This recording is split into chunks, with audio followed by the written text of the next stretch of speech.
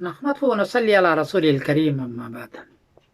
England के एक साहब ने पूछा है कि मुहर्रम में चांद की सूरत हाल क्या है।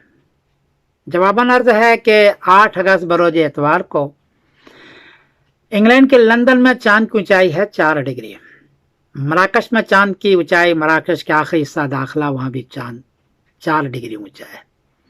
चांद 4 डिग्री में नजर नहीं आता, इसलिए चांद 8 अगस्त बरोज एतवार को नजर नहीं आएगा। साउथ अफ्रीका में भी नहीं आएगा।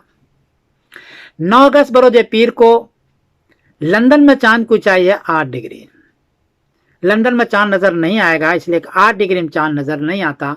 9 डिग्री में चांद नजर आता है मुश्किल से, और 10 डिग्री में इजी विजिबल होता है। इसलिए लंदन में तो 9 अगस्त बरोज पीर को चांद नजर नहीं आएगा। लेकिन मराकश का आखिरी हिस्सा है दाखिला, वहां चांद को चाहिए 13 डिग्री। साउथ अफ्रीका और अफ्रीका में भी किसी में 12 डिग्री है ऊंचा है, किसी में 13 डिग्री ऊंचा है। जैसे कांगो में 13 डिग्री ऊंचा है, इसलिए 9 की शाम को मराकश में चांद नजर आएगा, अफ्रीका में चांद नजर आएगा, साउथ अफ्रीका में चांद नजर आएगा। और 10 अगस्त बरोज मंगल को मुहर्रम की पहली तारीख होगी इंशाअल्लाह। और 19 अगस्त बरोज जुमेरात को 10वीं मुहर्रम ये लोग मनाएंगे। जो लोग चांद देख के करते हैं उनकी सूरत हाल ये है।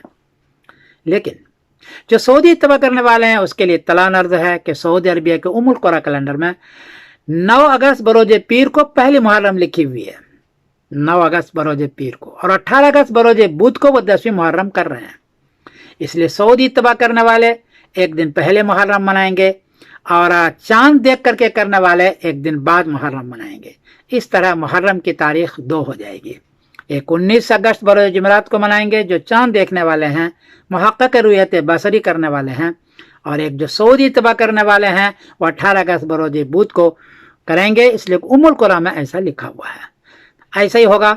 मैं इंशाअल्लाह अल अजीज, मैं सिमरद्दीन कासिम बोल रहा हूँ मैनचेस्टर इंग्लैंड से। अस्सलाम वालेकुम व रहमतुल्लाहि व बरकातहू।